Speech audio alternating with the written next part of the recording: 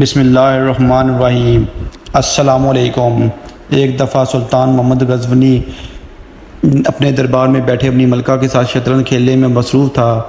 ایاز پاس بیٹھا یہ سب کچھ اپنی آنکھوں سے دیکھ رہے تھے کہ اس وقت چوبدہ نے سعدوی علی جان ایک مچھلی فروش پیش ہونے کی اجازت چاہتا ہے۔ اجازت ہے۔ سلطان نے فوری اجازت دے دی۔ مچھلی فروش اندر داخل ہوا اور کہنے لگا، علی جان میں آپ کے لیے عمدہ مچھلی لے کر حاضر خدمت ہوا ہوں۔ سلطان نے اپنی بیوی کی طرف دیکھا اور آہستہ سے کہنے لگا، یہ بیچارہ انعام کی تلاش میں ہمارے لیے مچھلی پکڑ کر لایا ہے، اس کو 4000 درہم دے دیے جائیں تو کیسا رہے گا؟ ملکہ بولی، نہیں میرے سرتاج، ہرگز نہیں، یہ معمولی سا مچھلی فروش اس قابل نہیں کہ اتنی بڑی رقم اس کو انعام میں دے دی جائے۔ اس طرح تو بہت سے لوگ لائن لگا کر کھڑے ہو جائیں گے، پھر تو آپ اپنا سارا خزانہ خالی کر بیٹھیں گے۔ ملکہ نے کچھ دیر سوچنے اور پھر ایک تجویز پیش کی کہ اب اس سے پوچھیں کہ یہ مچھلی نر ہے یا مادہ۔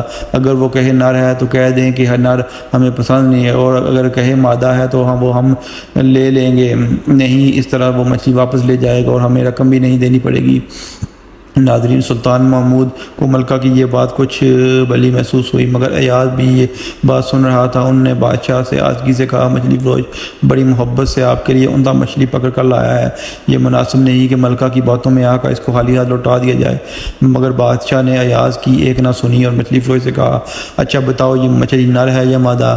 علی جان، یہ مچھلی نہ نر ہے نہ ہی مادہ، بلکہ یہ تو مینوس ہے۔ سلطان محمود نے جواب سنا تو بے ساختہ ہنس دیا اور اہل دربار بھی ہنسنے لگے۔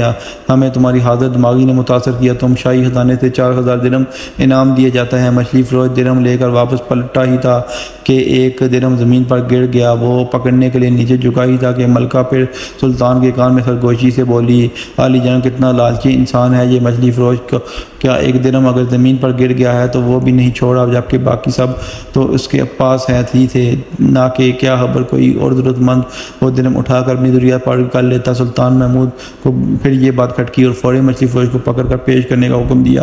ایاز نے بھی ملکہ کی یہ بات سن لی۔ علی جان، ملکہ کے کہنے پہ آپ مچھلی فروش کو نہ روکے، اسے جانے دیجیے۔ مگر سلطان محمد غزنوی نے کوئی بات نہ سنی اور مچھلی فروش سے کہنے لگا، اے سادہ، ہمیں تیری یہ حرکت بہت ناگوار گزری کہ تیرے پاس 4000 درہم موجود ہیں، پھر بھی تو نے جو ایک درہم نیچے گر گیا وہ بھی چھوڑنا گوارا نہ کیا کہ شاید تم نہیں اٹھاتے تو کوئی اور ضرورت مند اٹھا لیتا۔